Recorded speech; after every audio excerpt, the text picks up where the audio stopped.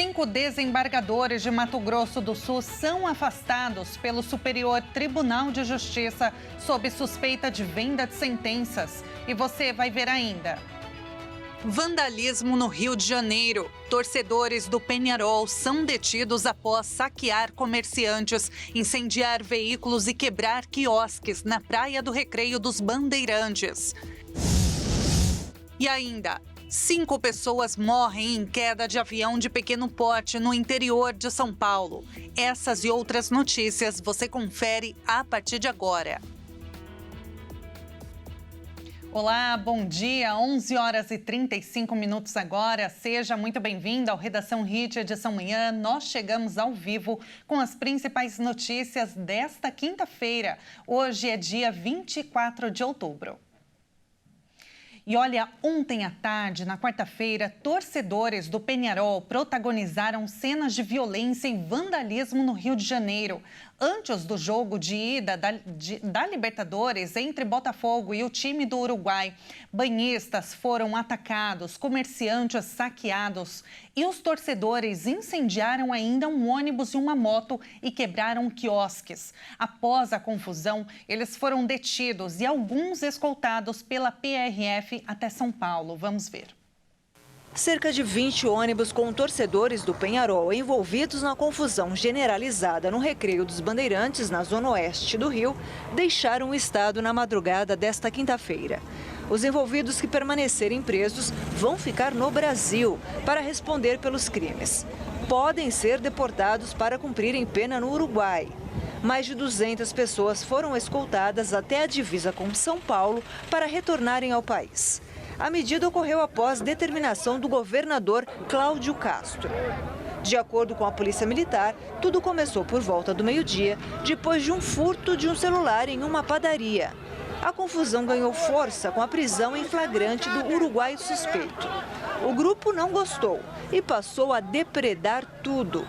Usaram paus, pedras para atacar os policiais que estavam no local e até os banhistas foram agredidos.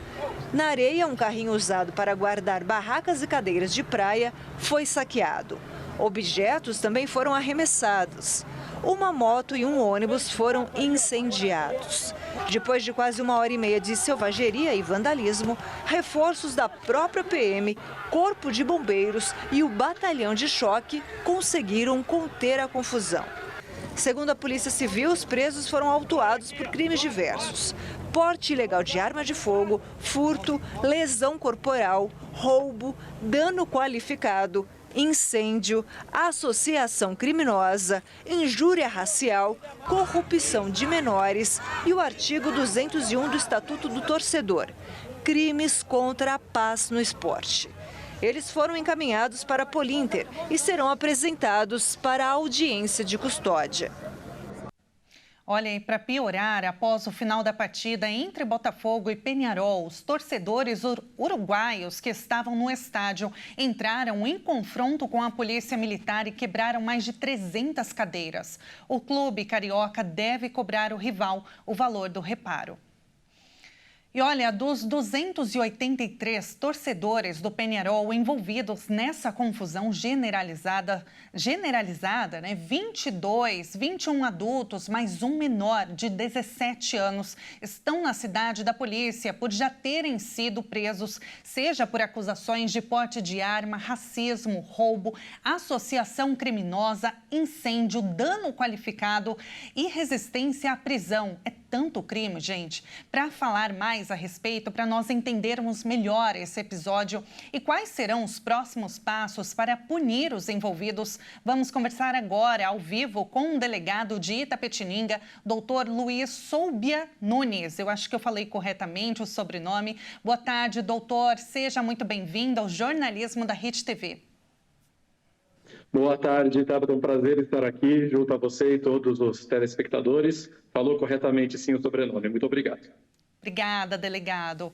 Olha, eu vou pedir para o senhor nos explicar, por gentileza, como que estrangeiros com qualquer apontamento na ficha criminal entram no nosso país. Bom, primeira coisa a ser dita em relação a esse caso, eu queria deixar aqui registrado os meus parabéns à Polícia Militar do Rio de Janeiro pela rápida atuação.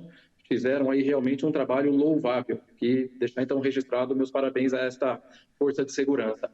Sobre a sua pergunta, qual que é a grande questão? O Brasil e o Uruguai, eles fazem parte de um aglomerado de países, né? Esse é, no caso, o Mercosul, onde existe uma questão que é a união aduaneira. Qual é a situação? Você não precisa de visto e nem de análise para a entrada de um estrangeiro deste país no território brasileiro, entendeu? Seria como você estivesse passando, por exemplo, de um estado para o outro. Então, nesta situação, não tem como fazer esse controle, entendeu? Agora, se fosse um outro país aonde houvesse a necessidade de uma emissão de um visto, alguma coisa nesse sentido, aí sim essa informação poderia ser verificada anteriormente e entrada eventualmente até mesmo barrada. Nossa, complicado, hein, doutor? E olha, o restante do grupo, 242 pessoas, elas foram encaminhadas para São Paulo. Como que a cidade deve recebê-los? Quais serão os procedimentos agora, delegado? A verdade é que no estado de São Paulo eles não serão muito recepcionados, correto? Será continuado o caminho deles e quando chegar no próximo estado, que será o Paraná, muito possivelmente eles vão encaminhar até o Uruguai. Esses estados eles vão continuar o trajeto desses torcedores até que eles deixem o território brasileiro. Tá. Corrigindo, né? Se eu falei cidade, eu acho que eu estou enganada, é estado de São Paulo, fazendo a correção. Exatamente, agora, eles virão para o estado de São Paulo e depois vão continuar o caminho até o território uruguaio.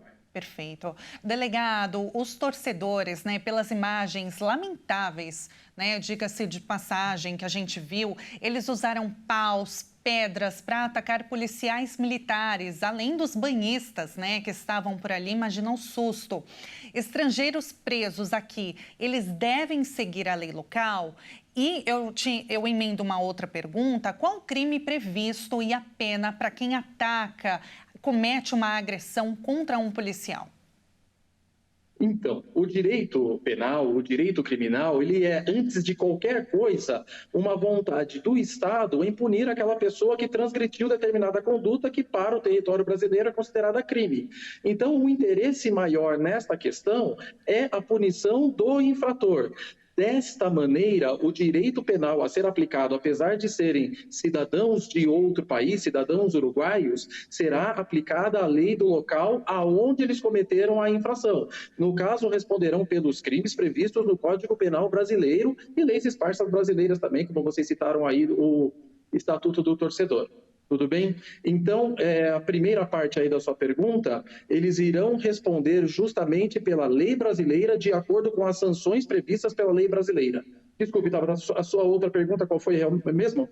Eu te perguntei, delegado, com relação à agressão contra policiais.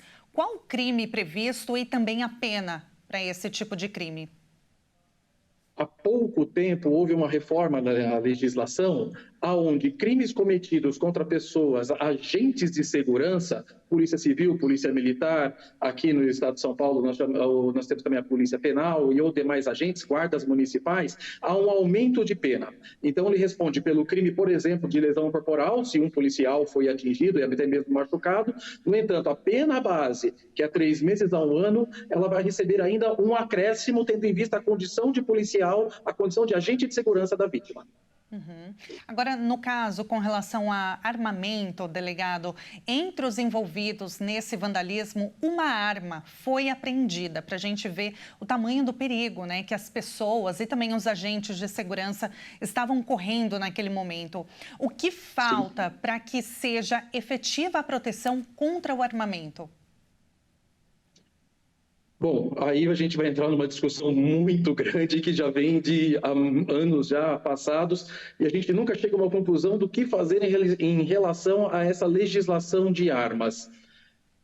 A única coisa que eu posso te falar agora é a minha opinião. O que a gente precisa fazer é um endurecimento da legislação nesse sentido e dar respostas penais muito mais ativas para as pessoas, então, que decidem portar armamento completamente fora da legislação. Já existe uma resposta muito interessante, principalmente para armas que são raspadas, para armas de uso restrito, correto? Mas talvez armas de um potencial de calibre menor, talvez seja interessante aumentar-se também a resposta jurídica, a resposta penal para esse tipo de situação, para que a pessoa pense 2, 3, 4, 5 vezes antes de começar a portar esse tipo de artefato. Com certeza, delegado. Agora, pelo menos é a terceira vez em 5 anos, né, que torcedores do Peñarol se envolvem em uma confusão aqui no Brasil e, coincidentemente, no Rio de Janeiro. O senhor acredita, delegado, que há necessidade de rever as leis para evitar essas condutas, né, recorrentes, para que a gente não tenha de novo episódios tão chocantes como esse? Eu não acredito, eu tenho certeza. São situações onde a lei já está muito obsoleta e que não podemos admitir. E não estou falando apenas de torcedores estrangeiros, vamos deixar isso muito bem claro. Futebol ou qualquer outra aglomeração onde as pessoas estejam reunidas para desenvolver uma atividade lúdica, uma atividade gostosa, pode ter certeza que dentre este jogo, muitas famílias estavam presentes. Eu escutei você falar no começo da reportagem que logo após o jogo, novamente houve outra confusão. E todas as famílias que estavam lá, a gente tem que pensar nelas, e a família dos banhistas que estavam na praia quando toda essa confusão se desenvolveu.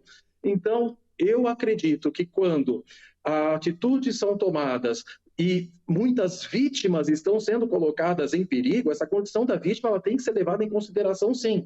Então, uma reforma na legislação como a resposta criminal, e essa é a única resposta, não adianta. Somente o endurecimento das leis penais é que vai chegar em uma situação onde a gente consiga uma efetividade nessa resposta. Então, eu sou a favor, sim, de uma revisão na legislação para essas situações criadas, onde haja a colocação em risco de diversas pessoas, como aconteceu na praia, como aconteceu após o jogo, seja verificado e uma resposta criminal muito mais eficiente seja aplicada.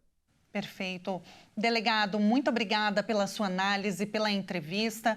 Infelizmente, a gente está falando de um assunto lamentável, né? Mas é muito importante trazer aqui a sua análise. Muito obrigada. Foi um prazer falar contigo. Sempre um prazer falar com vocês e sempre à disposição também. Muito obrigada, doutora. A gente acabou de falar com o delegado, doutor Luiz Soubia Nunes. E olha, agora a gente muda de assunto porque a Polícia Federal investiga a venda de sentenças envolvendo desembargadores do Tribunal de Justiça do Mato Grosso do Sul. Os magistrados suspeitos foram afastados. Cerca de 200 agentes da Polícia Federal cumprem mandados de busca e apreensão em uma investigação sobre venda de sentenças. 5 desembargadores do Tribunal de Justiça do Mato Grosso do Sul são suspeitos de envolvimento e eles foram afastados de suas funções. Além das buscas, também há medidas como proibição de acesso às dependências de órgão público, vedação de comunicação entre investigados e uso de tornozeleira eletrônica. A ação foi batizada de Última Ratio e investiga os crimes de corrupção em vendas de decisões judiciais, lavagem de dinheiro, organização criminosa, extorsão e falsificação de escrituras públicas no Poder Judiciário. Os mandados de busca foram expedidos pelo Superior Tribunal de Justiça e são cumpridos em Campo Grande, Mato Grosso do Sul, Cuiabá, no Mato Grosso, Brasília e em São Paulo. E olha, 5 pessoas morreram na queda de um avião de pequeno porte no interior de São Paulo. A empresa de táxi aéreo responsável pelo avião, a Baeté Aviação, informou que a aeronave que caiu na noite desta quarta-feira era ocupada por 5 pessoas, um piloto, um copiloto e 3 passageiros, sendo uma médica, um enfermeiro e um mecânico. O avião, um Embraer 121, Xingu, caiu no município de Santa Branca, no Vale do Paraíba, interior paulista. As pessoas que estavam na aeronave retornavam de Florianópolis, Santa Catarina, em direção a Belo Horizonte, Minas Gerais, onde abasteceria. O destino final era Salvador, na Bahia. O voo decolou no fim da tarde desta quarta. O avião teria batido em um morro durante a tempestade. De acordo com a Força Aérea Brasileira, o avião sumiu dos radares de monitoramento às 6:20 da noite. O Corpo de Bombeiros informou que o local está isolado para a identificação dos corpos, que estão em meio aos destroços do avião, por agentes da Polícia Técnica Científica e do Centro de Investigação e Prevenção de Acidentes Aeronáuticos, o CENIPA. E veja a seguir, medida provisória que retira impostos de medicamentos perde validade nesta sexta-feira. E agora na sua tela, Carlos Barbosa, município gaúcho. 27 graus neste momento, que bonito. Nós voltamos já já.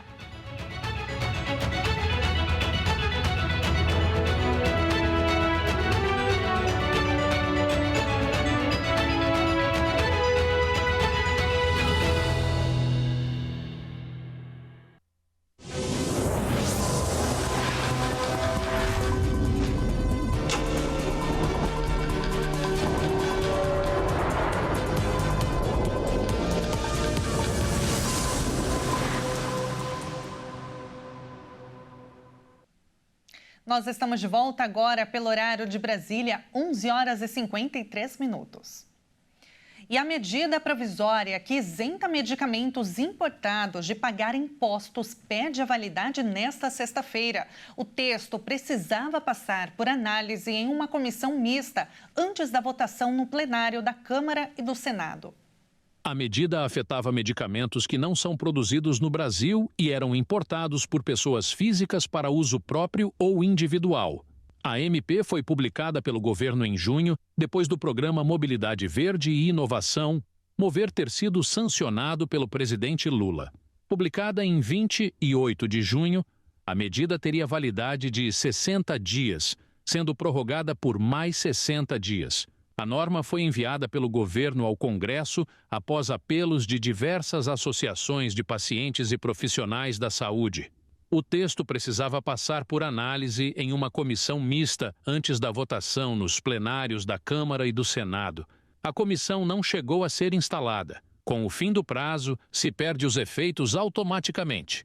Isso significa que fármacos incluídos o tratamento de doenças raras passarão a ser taxados com uma alíquota de 60% sobre o imposto de importação.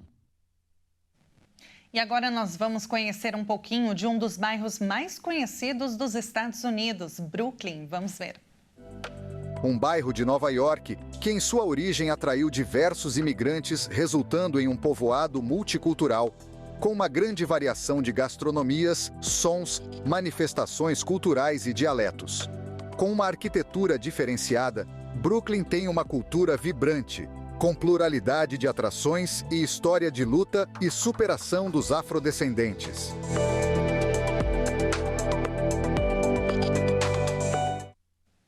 As imagens são lindíssimas, né? E é claro que agora a gente vai com uma câmera ao vivo do bairro. Saindo do Brasil, vamos para o charmoso bairro nova-iorquino Brooklyn. Por lá agora são 10 horas e 55 minutos e Brooklyn é uma das 5 divisões administrativas de Nova York e é bem conhecida por estar presente em séries e filmes americanos. Tem como uma das principais atrações turísticas a ponte que liga Brooklyn a Manhattan, que demorou 14 anos para ser construída. É essa que vocês estão vendo aí. E assim a gente encerra a edição de hoje. Muito obrigada pela sua companhia. Uma excelente quinta-feira para você e a gente se encontra ao longo da programação. Até mais.